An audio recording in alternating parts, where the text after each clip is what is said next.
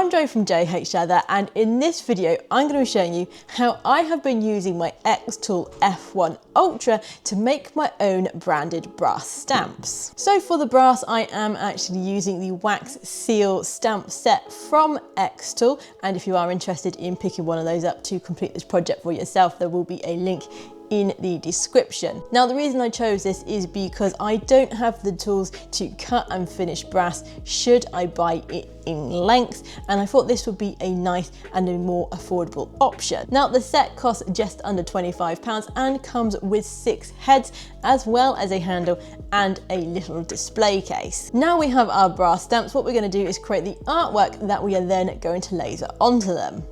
Now, I'm going to be using Adobe Illustrator to create this, and what I'm going to do is start by making sort of like a backing plate for this to go onto. Now, these brass stamps are 25mm or 1 inch, but with my testing, what I have found is that you actually want to oversize the sort of this base circle just slightly, else you will end up with a sort of little outer ring on your stamp, which if that's what you're going for, that is fine. However, if you want it smooth without that ring, then I have found that making this backing plate 27mm is a very good starting point. Now, I want this to have a white fill, and we're going to leave this stroke on for the time being. And now what we can do is start to set up our little stamp, as it were. So what I'm going to do, I'm going to Control C and then Control B, and that is going to paste this circle onto itself. And then what I'm going to do is just change the size of it, and I'm going to bring that to the front, and we can get rid of that fill. So my design now needs to fit within this circle for it to actually fit onto the stamp. So this bit's quite important, setting these 2 circles up. So now I've got this sort of base design set up. What I'm going to do is start with my actual design for this stamp. Now, for me and the stamp that I want to create for this example, I want my text to be in a circle. So what I'm going to do is just copy and paste this last circle that we created onto itself. And that's with Control C and then Control B, paste it right on top. And let's just make this 22mm. We can make that smaller should we need. And then I'm going to come to my text tool, and I want the type on a path. And then what I can do is just click that onto my path, and then I'm going to have my text. So what I'm going to have is be the maker. And then to get into the sort of options for this, once you have your type, you can then just double click on the text on a path option, and then you can decide what you want your setup to be. So I go for the rainbow effect, and then where it says align to path, I choose the center. So that's going to be aligned with the center of the line. However, if you want it on the inside or the outside, you know, you can do whatever you want, but I find center is a good starting point. And then we're going to click OK. And what we can do is we can use these sliders to, which one is it? That one, to just move that font to where we want it. So that circle is a bit big. So what I'm going to do is just drop that down. I'm going to put that as 20mm, and that's going to keep that well within our design for us. And what I'm going to do is actually copy, I'm going to copy and paste that, and then bring that down.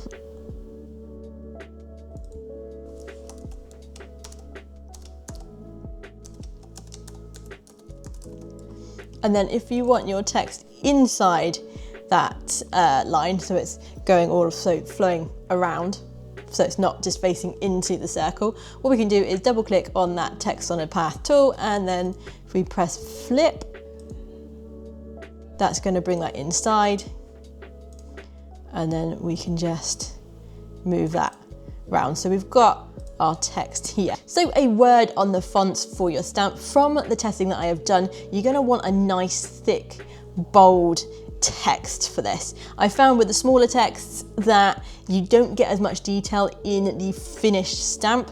So picking a nice sort of chunky font is going to be the best option for your stamp if you are going to be putting text on it. And that's the same sort of thing as well if you are going to be putting an image on it. If it's too small, it's not going to come out as clearly, or at least not in the testing that I've done. And once you have your font option chosen, what we're going to do is just make sure that that is actually straight on your little stamp here. So what I do for that is I just very technically I get a line and put that across and level that up. And now I can see here I'm actually going to make the spacing between the text much bigger because they are looking really close together. So I've just put that in at 100. I think that's going to be enough. So my text now is nicely separated, and in the font that we've gone for, it's nice and chunky. So we'll do the same on the bottom. I do find text on the inside of the circle as well, that I find definitely at the bottom it needs to be spaced out a bit more. I went and found one of my old logos that was saved on my website because I don't have it on this computer, and I've sort of broken it down and I've managed to get that in and get the little leather shape that I was after. So I'm quite happy with how this stamp is looking. I think that's going to work out well. So what I'm going to do is just delete this inner circle. This was the 25mm line, so that was what we wanted our design to be contained within. So let's just delete that and just make sure everything is in the middle. I am pretty happy with that. So let's just pull it up here. So this is what our little design looks like. And what we're going to do now is just get rid of this stroke because we don't need that. And I'm going to highlight it all, right click, come down to export selection, and then we want this as a PNG, and then we can save this and then export the asset. So what we can do is then load up the Xtool software, and what we're going to do is we are going to open a new project, and then we can just drag that into our design. We're just going to ignore that because we want it to be small, and there is our little stamp, and you can see that is 27. So we're going to zoom in and we're going to keep this in the middle of our shape, and then we've got a few things to do to set this up. Now first of all I'm going to set the material. Now I know this is the wax seal stamp, so we're going to click on to those, and then we've got a very important step to do. We want to flip the design because else once we stamp it, it's going to be backwards. So we're going to flip the design. Now, depending on what you want your final stamp to be is going to depend if you want to do this next step. So what we can do, if we go to process on a flat surface, and what we want is we want emboss. If I go to this little 3D thing here, this is the sort of 3D just loose rendering of what the stamp is going to look like. And you can see at the moment, the black parts on our image are what's going to be lasered out of the material. Now, if you are going to be making a wax seal, then I would definitely use this option. However, I want mine to just be the text and the little shape. So what I'm going to do is we can exit out of that, and hopefully my computer will thank me for it, is we are going to go into the adjust, and we're not going to click anything other than this invert option. So now the black is the rest of the material on this, so it will take a little longer to cut out this way, but if we go up to the 3D emboss for the reference, what it means is that I'm going to be left with just the sort of text and the shape, and that is what it will be pushed into my leather once we've got this stamp finished. So I'm quite happy with that, and yeah, hopefully that's going to turn out nicely. So what I'm going to do is set up the machine. I'm going to put my little blank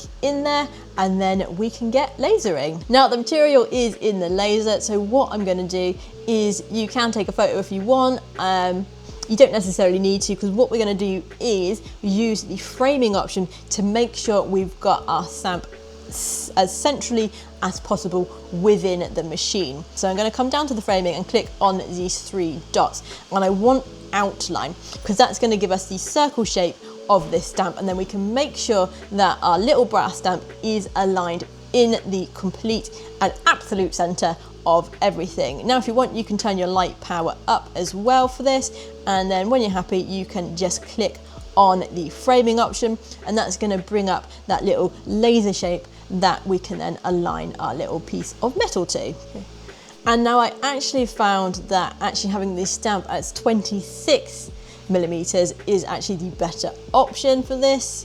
So I've just sized that down and I've done my framing. Now for my settings for this stamp, I'm going to have 256 layers, 100% power, 250 speed, 1 pass, 260 lines per centimeters. I'm going to leave the angle and the frequency as they are at 7 and 30, and I'm going to make sure this descend axis is turned on, and that's going to drop the machine down. Then we are ready to process. Now as we're moving a lot of material for this stamp, it is going to take a fair few hours to get this cut out. We do need to remember that we are cutting this out with light, and so the total time for this is going to be 4 hours and 20 minutes. So what I'm going to do is I'm going to hit the start option, and then we are going to fill our time whilst this cuts out.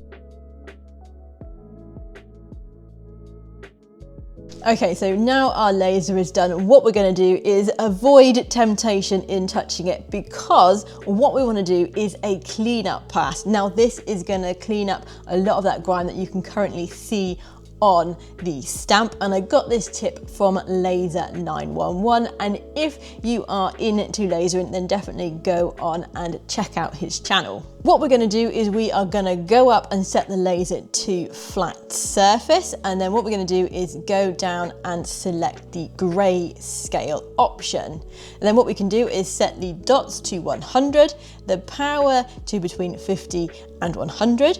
We want 300 DPI and 5 passes, and then we want the frequency set at 60, and then we can get that going in the laser.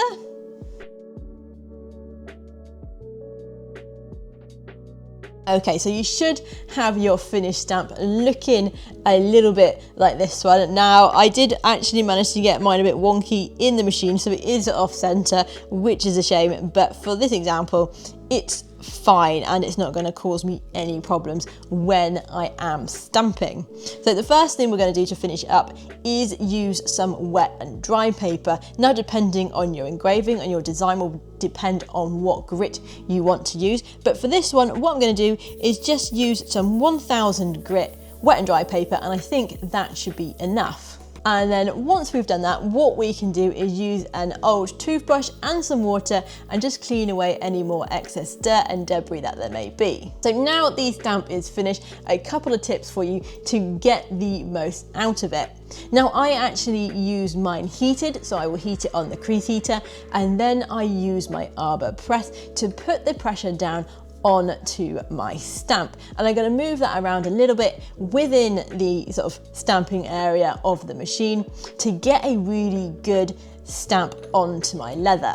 Now, you can do this on wet leather, and if you're going to do that, then I suggest soaking it in tepid water for about 10 to 20 minutes depending on your leather before stamping, and then again use it in an arbor press. Now, if you are using thin leather, then a little trick that you can do is to actually put some card underneath your leather, and what this is going to do is give your leather some room to move into when you are stamping.